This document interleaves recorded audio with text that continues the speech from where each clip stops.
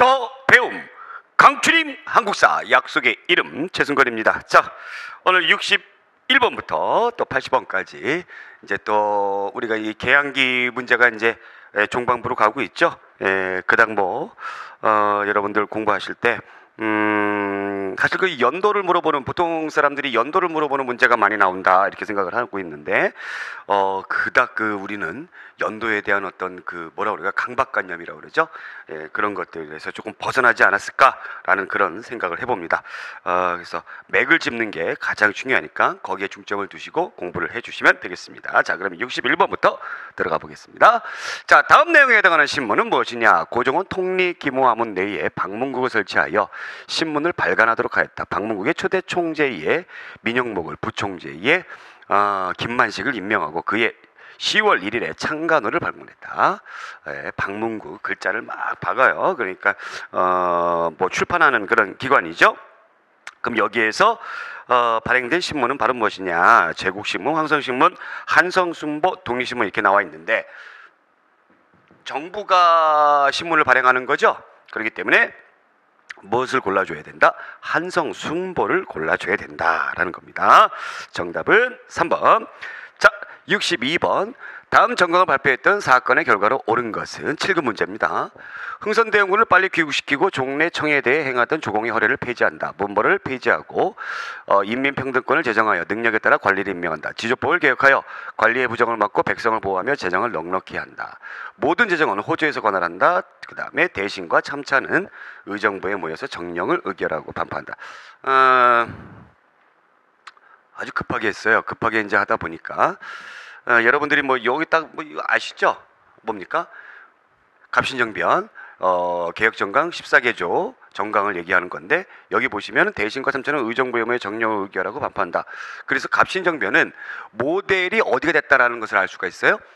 바로 메이지 유신 1번이 모델이 되는 거죠. 그래서 요 부분을 가지고 입헌군주제로 가려고 하는구나라는 것을 말을 해주고 있습니다. 자, 옳은 것은 1. 청해 내정 간섭이 강화되었다. 그렇죠. 왜냐하면 갑신정변 때의 명성황후가 누구에게 부탁을 했기 때문에, 또 청나라에 부탁을 했기 때문에 결국에 청나라 군대가 개입을 하게 되면서 청해 간섭이 본격적으로 심화되었죠. 그 다음에 방문국과 전항국이 설립되었다. 네, 방문국과 전항국이 설립되긴 했어요. 근데 이 방문국과 전항국은 우리 갑신정변 전에 뭡니까? 정부가 개화 정책을 하게 되면서, 그러게 되면서 했던 것이죠. 관계가 없어요. 3번. 개혁 추진 기관으로 통리기무하문. 이것도 이제 뭡니까? 저거죠. 정부가 개화 정책을 하는 그런 일환으로. 그다음에 4번. 일본은 배상금 지급을 내용으로 하는 재물포 조약 체계를 강요하였다. 재물포 조약은 이모군란의 결과로 나타난 것이죠. 갑신정변의 결과로 나타난 것이 아니라. 그래서 정답은 1번. 자, 그다음 문제 63번. 갑오개혁 때 시행된 내용으로 옳지 않은 것은? 갑오개혁 때. 갑오개혁을 얘기합니다. 1. 사법관을 행정부에서 독립시킨다. 네, 이런 내용이 있었어요. 근데 여러분들이 주의하셔야 되는 건 이제 1차 갑오개혁이냐 2차 갑오개혁이냐, 조금 더 정부 조직이라든가 행정구역이라든가 이런 디테일한 내용은 어디에서 많이 다뤄준다? 2차에서 많이 다뤄준다. 2차 갑오개혁 내용입니다. 2. 내장원에서 광산, 홍삼, 전매 등을 관장하였다. 이 내장원이 뭐 하는 거죠? 내장원? 여러분들이 딱 느낌 어떤 느낌? 그냥 여러분들의 내장원, 뭐 내탕금이란 말도 막 하고, 내탕금이라는 거는 이제 왕실에서 쓰는 돈을 갖다가 내탕금이라고 그러는데, 그럼 내장원은 뭘까요? 내장원은 왕실과 관련된 사무를 보는 것이죠. 왕실과 관련된. 그래서 왕실, 특히 이제 재정과 관련된 일을 보는 것을 얘기합니다. 그러면 이런 왕실과 관련된 재정을 담당하는 곳에서 광산, 홍삼, 전매 등을 관장한다. 그러면 이 왕실 재정을 담당하는 이 내장원이 굉장히 파워가 세지는 거죠. 그렇죠? 파워가 약해지는 겁니까? 세지는 겁니다. 그러면 일본의 갑오개혁은 일본 애들에 의해서 하게 된 건데, 그죠? 그러면 일본 애들이 왕실의 재정을 아주 넉넉하게, 돈은 곧 파워니까 그렇게 이 왕실이 파워가 있도록 내비뒀을까요? 그렇지 않죠. 그럼 여러분들이 한번 생각해 보세요. 이것은 어느 시기 때입니까? 광무개혁 이후에 대한제국 시기 때문에 대한제국 시기. 아시겠죠? 자, 그 다음에 9년제와 팔도제를 폐지하여 전국을 23부 337군으로 재편했다. 이것도 2차 가보개혁이죠. 전국의 행정구역이 어떤 특직이라든가 뭐 도라든가 이런 걸 없애버렸어요. 그래서 뭐 아주 단순하게 전국을 23부 그 다음에 여기 몇 개의 군이네요. 337군으로 이렇게 그냥 단순하게 편제를 해버렸습니다. 그 다음에 신식화폐 발행 장정을 반포하여 일본의 화폐 유통을 허용하였다. 일본의 화폐 유통을 허용하는 건 1차 가보개혁 때 내용이고요. 그래서 정답은 2번입니다. 이 7급 문제, 이 7급 문제인데 상당히 그 까다로운 문제죠. 그러나 우리가 이 다른 보기들의 어떤 그 문맥을 그 보기들의 내용을 쫙 보게 되면서 여러분들이 뭘 생각해 주셔야 돼요. 여러분들이 그동안에 배웠던 부분을 가지고 응용력을 발휘를 해 주셔야 됩니다. 그 응용력은 제가 뭐 요약집이라든가 이론서에서 제가 충분히 설명을 드렸기 때문에 아마 잘 발휘를 하셨으리라 믿습니다. 자, 그 다음에 64번. 다음 주신 이 도서의 이름은 무엇이냐? 1860년 로즈 제독이 이끄는 프랑스 극동함대가 강화도를 점령하고 조선정부에 의해 프랑스 신부 살해자에 대한 처벌과 통상조약 체계를 요구하였다. 조선정부는 40여일간의 군사적 대응 끝에 프랑스 함대를 물리쳤다.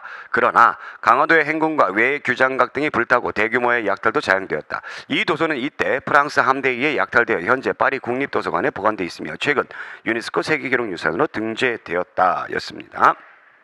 너무 잘 아는 거죠.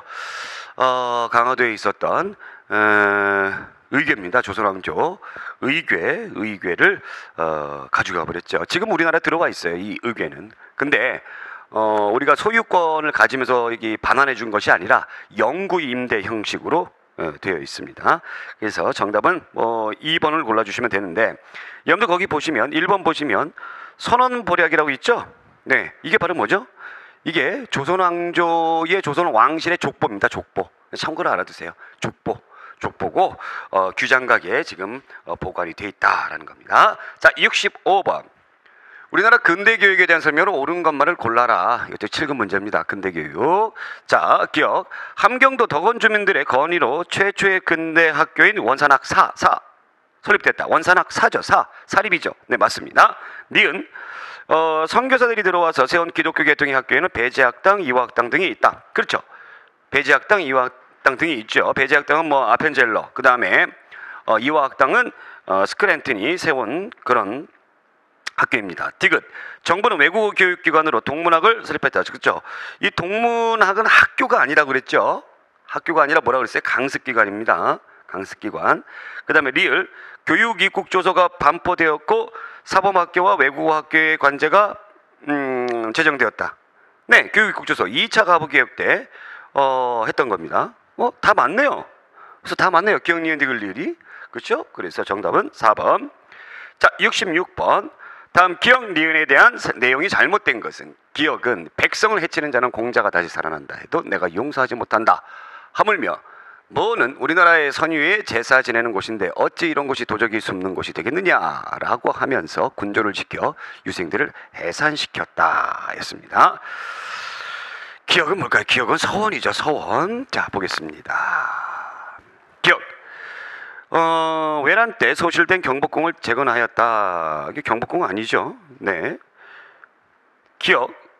노론의 정신적 지주인 만동묘를 철폐하다. 만동묘, 물론 흥선대원군이 만동묘를 철폐했습니다만은 이 만동묘 철폐와 관계가 없고 바로 뭡니까? 서원이기 때문에. 자, 3번 니은.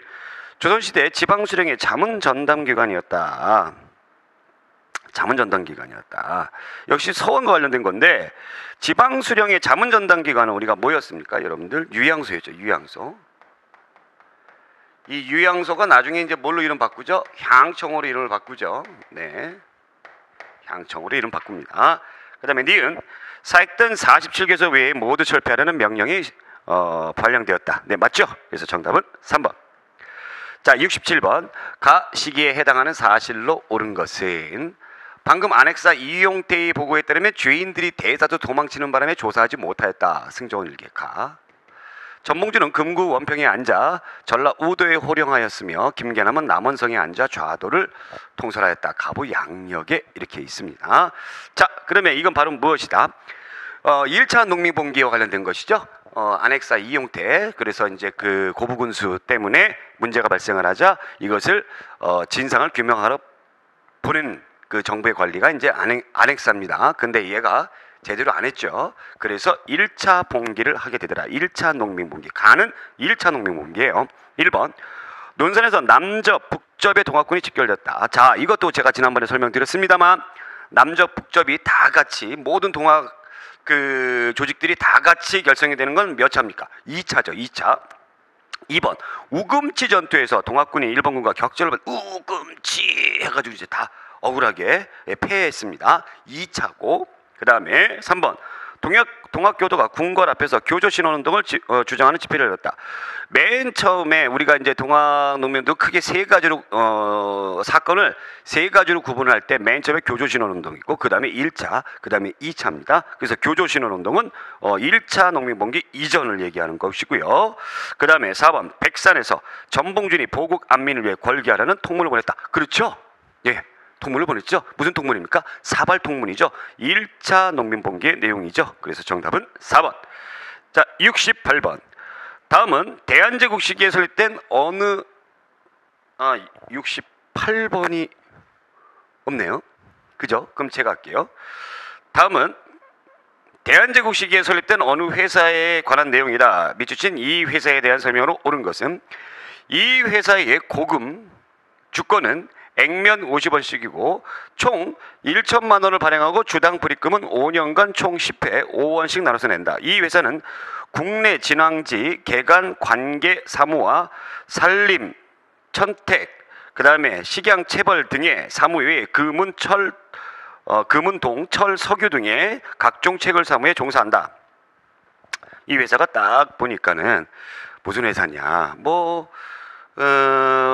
진황지, 그러니까 황무지 개간하고 또 뭐 채굴 사업하고 뭐 이런 우리 자원과 관련된 회사죠. 이거 농광회사입니다. 농광회사. 자, 농광회사입니다. 예, 1904년도에 세워진 제한제국 시기 때에. 자, 그러면 농광회사. 옳은 것 1번. 종로에 백목전 상인이 주도가 된 직조회사였다. 직조회사. 이 직조회사 아니죠. 이 직조회사는 이 천을 만드는 회사죠. 그러니까 이 종로 직조사예요. 그러니까 그냥 이거 몰라도 성격이 달라요. 보기랑. 그렇죠? 2번. 역둔토나 국유 미간지를 약탈하려는 국책회사자. 대한제국 시기에 만들어진 이 회사가 그 약탈하려고 그러겠습니까? 그럼 이건 참고로 뭘까요? 동양척식 주식회사죠. 3번. 황무지 개간권 요구에 대응하여 설립된 특허회사다. 그렇죠. 누구의? 일제 황무지 개간권 요구 1904년도에. 그렇죠. 이 자꾸 핵무지 개간권을 일본 애들이 요구하다 보니까 니네가 왜 우리가 할 거야? 우리가 해도 돼. 이렇게 했던 것이죠. 4번. 외국 상인과의 상권 경쟁을 위해 시전 상인이 만든 척식회사. 이거는 여러분들 너무나 잘 아시는 황국중앙총상회. 그래서 정답은 3번. 요 문제도 여러분들이 보기의 성격만 잘 들여다보시면, 그러니까 지문의 성격만 잘 들여다보시면 보기의 문제를 쉽게 고를 수가 있습니다. 남들은 어렵게 푸는 문제 우리는 쉽게 풀어야 되겠죠. 자, 그러면 69번. 네. 자, 궁극기무처가 폐지되고 시행된 2차 가보개혁 내용으로 오는 것이죠. 자, 2차 가보개혁. 궁극기무처는 이제 1차 가보개혁 때 김홍집이 이끌었던 것이고요. 2차 가보개혁 궁극기무처가 이제 폐지가 되고 일본에서 돌아온 박영호하고 그다음에 김홍집이 연립 내각을 구성하면서 하게 된 것이죠. 1. 교육 입국 조서를 반포했다. 네, 2차 가보개혁 내용입니다. 2. 종래의 6조를 8아문으로 개편했다. 3. 경무청을 신설하여 경찰제도를 도입하였다. 4. 국내부를 신설하여 왕실과 정보 사무를 분리했다. 2번, 3번, 4번은 전부 다 1차 가보개혁의 내용이죠. 그래서 정답은 1번. 자, 70번. 1880년대 개화정책에 관련된 사실에 대한 설명으로 옳은 것만을 골라라. 개화정책에 관련된 것만 1980년대입니다. 80년대. 기억. 교정청은 개화정책을 총괄하는 기구였다. 교정청 뭐 하는 기구였죠? 개화정책을 개혁을 하기 위한 기구였죠. 언제? 1차 동학농민봉기 일어났을 때. 근데 일본 애들이 이걸 없애버리면서 뭘 세웠어요? 궁극기무처 세웠죠. 80년대 아닙니다. 동학농민들이 1894년이니까 니은 청에 파견된 영선사 김윤식 일행은 무기제재법을 배웠다. 그렇죠. 80년대 개화정책의 일환으로 해외 실찰단 파견했었죠. 디귿 미국에 파견된 보빙사는 근대시설을 시찰하고 대통령을 접견하였다. 네, 맞고요. 리을 김홍집은 조사시찰단으로 일본을 방문하여 조선 책임자를 가지고 왔다. 조사시찰단이 아니라 이거 여러분들이 잘 아시는 겁니다. 뭡니까? 2차 수신사죠. 2차 수신사. 이게 틀렸어요. 그래서 니은과 디귿 정답 3번. 자, 71번. 다음과 같이 주장한 인물에 대한 설명으로 옳은 것만을 보기에서 골라라. 오라. 역시 7급 문제입니다. 오라. 작년 10월에 저들이 한 행위는 망고에 일찍이 없었던 일로서 한 조각의 종이에 강제로 조인하게 하여 500년 전에 오던 종묘 사직이 마침내 하룻밤 사이에 망했으니 우리 의병군 사이에 올바름을 믿고 적의 강대함을 두려워하지 말자. 이에 경문을 돌리니 다 함께 일어나라. 의병 다 함께 일어나라. 의병. 이게 누가 한 겁니까? 최익현 선생님이 했던 내용이죠. 최익현 선생님이 아주 유명한 위정척사 사상가이기도 하고요. 그 다음에 또 뭐도 했습니까, 여러분들? 을미의병 때 단발령과 관련돼서 내 목을 칠지언정 내 머리를 자를 수 없다. 그리고 을사의병장이기도 하죠. 그래서 잡혀서 일본의 대마도 스시마섬에서 순국을 하십니다. 자, 기억. 의병을 이끌고 홍주성을 점령했다. 이거는 을사의병 맞는데 민종식 선생님이시고요. 니은 대마도 스시마로 압송되는 순국하였다. 네, 맞고요. 그 다음에 디귿 외양일체론을 주장하며 개항에 반대했다. 그렇죠. 우리가 앞에서 최익현 선생님의 상소 공부했었죠. 그 다음에 리을 13도 창의군을 이끌고 서울 진공작전을 지휘했다. 이거는 이제 이인영이고요. 정미의병과 관련된 것이고요. 그래서 니은과 디귿 골라주시면 되겠습니다. 자, 72번. 그에 대한 설명으로 옳은 것은 독립신문 발간에 관여했던 그는 독립신문사 안에 국문동식회를 조직했으며 1897년 4월에 국문론이라는 글을 발표하기도 했다. 그는 당시의 문장들이 한문의 토를 다는 형식에 그치고 있다면서 실제로 말하는 대로 글을 쓰는 언문일치가 필요하다고 주장했습니다. 자, 우리나라 글에 대해서 굉장히 노력을 많이 하셨던 분이죠. 최초로 한글이라는 용어를 사용했던 주식영 선생님이죠. 주식영 선생님. 국문연구소도 나중에 세우게 되고. 자, 1. 우리말 큰사전 편찬. 이거는 우리가 일제강점기 때의 조선어학회의 내용이고 문법서적인 국어문법을 저술하였다. 그렇죠? 예, 국어문법. 요거 이제 주식영 선생님이 했던 내용이고요. 3번. 조선어 연구회를 주도적으로 조직했다. 조선어 연구회는 조선어학회의 전신입니다. 1921년에 만들어진. 그래서 일제강점기 때에 있었던 것이고요. 4번. 한글 맞춤본 통일안을 발표했다. 이것도 역시 조선어학회고, 그래서 정답은 2번이죠. 그래서 여러분들이 조선어학회와 조선어연구회를 제가 그 이론 강의하면서 뭐 요약 강의도 하면서 굉장히 강조를 했습니다. 어떤 일을 두 단체가 했는지 그것만 여러분들이 딱 구분하시면 이 문제도 푸실 수 있는 문제가 됩니다. 자, 73번.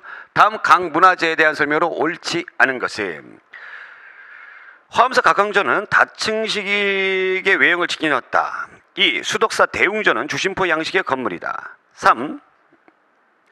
부속사 무량수전은 배울림 기둥을 갖고 있다. 4. 덕수궁 석조전은 서양 고딕 양식의 건물이다. 자, 여러분들 그 주심포 양식은 뭔지 알죠? 공포가 한 개인 것을 우리가 주심포 양식이라고 하고요. 이제 거의 다포로 간다라고 그랬죠. 그래서 다포 양식으로 유명한 것이 성불사 응징전. 그다음에 배울림 기둥을 가지고 있다. 기둥 배울림이라는 건 이제 뭐예요? 기둥이 이렇게 똑바로 이렇게 있는 게 아니라 여기 살짝 이렇게 불룩해요. 하중을 이렇게 받기 위해서, 하중을 지탱하기 위해서 이렇게 불룩한 거, 배가 흘러내린다 해서 배울림. 자, 4번에 덕수궁 석조전은 서양의 고딕 양식. 석조전은 어떻게 생겼어요? 고딕이라는 게 말 그대로 뾰족뾰족한 거예요. 높이 막 이렇게. 이게 이제 고딕이죠. 예, 높이. 그 석조전이 이래요? 그러지 않죠. 석조전이 이렇게 해가지고 막 이렇게 멋있게 막 이렇게 쫙쫙 돼 있잖아요. 쫙쫙. 그죠? 이렇게 쫙. 그죠? 자, 요게 고딕이고 요게 르네상스 양식입니다. 르네상스. 그러면 우리나라 최초의 고딕 양식은 바로 뭡니까? 명동성당이죠. 예. 그래서 정답은 4번. 14번 대한제국 정부가 시행한 정책으로 옳은 것은 대한제국 정부가 시행한 정책으로 옳은 것은 정책 보겠습니다. 1. 별기운을 폐지하고 오군형을 복구했다. 예, 대한제국 정부 대한제국이라는 건 뭐 1897년부터 있었던 우리나라 마지막에 국호라고 볼 수가 있는데 별기운을 폐지하고 이건 조선에서 했던 것이죠. 오군형을 복구했다. 이모군란 때에 흥선대원군이 했던 내용이고요. 양전사업을 실시하고자 양자문. 네, 맞습니다. 3번 통리기무화문을 설치하여 개화정책을 추진했다. 통리기무화문을 설치하여 이거 대한제국 정부가 했던 것이 아니라 개화기 때의 조선정부. 그 다음에 화폐제도를 은본위제로 개혁하고자 신식화폐 발행 장정을 공포했다. 자, 이것도 이제 1차 가보게요. 그래서 대한제국 정부하고는 관계가 없죠. 그래서 정답은 2번.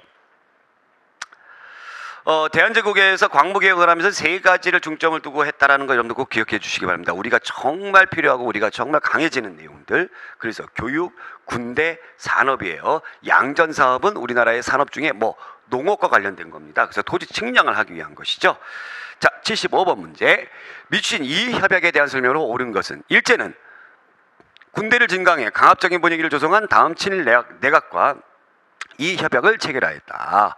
이 협약을 체결할 때 일제는 대한제국 군대의 해산을 요구해 관철시켰다.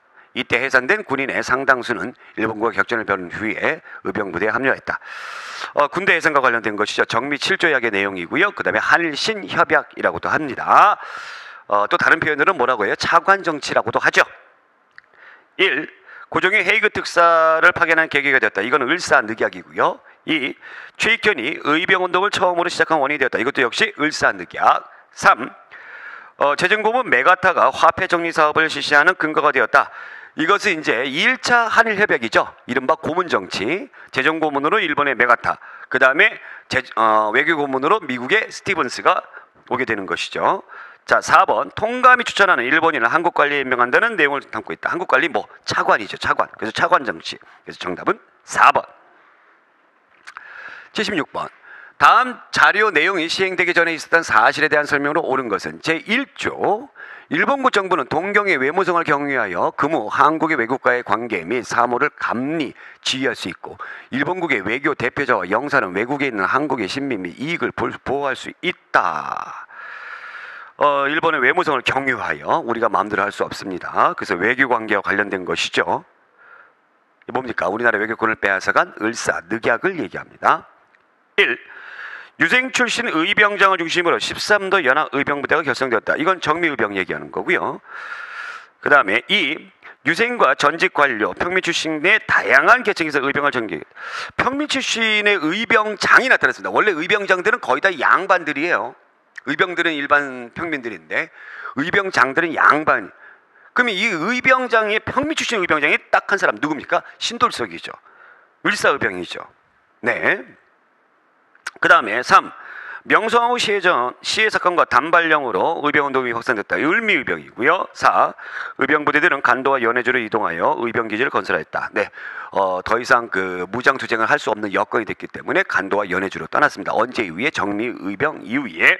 그래서 이 내용이 시행되기 전에 을사늑약이 하기 전에 그것을 물어보니까 3번 골라주시면 되겠습니다. 자, 77번. 미추신 그의 활동으로 오는 것은 인정에 대한 세를 심포라 하는데 심포. 그러니까 몸에 매기는 것이죠. 충신과 공신의 자손에게는 모두 그것이 면제되었다. 그 모자라는 액수는 반드시 평민에게만 덧붙여 징수하였다. 그는 이를 수정하고자 동포라는 법을 제정하였다. 가령 한 동리에 200여 호가 있으면 매 호에 더부살이 호가 약간씩 있는 것을 자세히 밝혀서 계산하고 심포를 부과하여 고르게 징수하였다.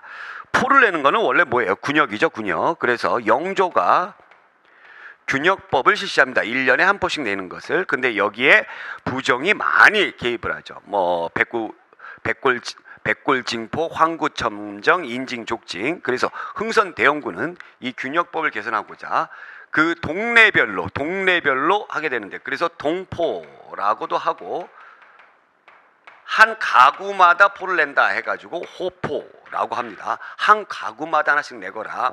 그럼 굉장히 부족해지는 거잖아요. 대신 양반 너네도 내거라 이거였습니다. 자, 그러면 흥선대원군이죠. 1. 순무영을 설치했다. 순무영이 뭘까요? 순무영이 뭘까요? 자, 순무영은 병인년 1866년 당시에 프랑스 함대가 강화도를 쳐들어왔죠. 그래서 강화를 탈환하고 그 다음에 서울을 방어하기 위해서 세운 기구입니다. 순무영은. 2번 경상도 안핵사를 수행하였다. 경상도 안핵사, 경상도에서 무슨 일이 일어났습니다. 우리가 생각하는 요때에 경상도에서 아주 큰 일이 일어났는데 뭐가 일어났어요? 뭐가 일어났죠? 예, 임술 농민봉기가 일어났죠. 임술 농민봉기가 일어났어요. 어디에서? 진주에서 철종 때. 그죠? 이게 언제죠? 1862년이죠. 그럼 흥선대원군이 집권할 시기가 아닙니다.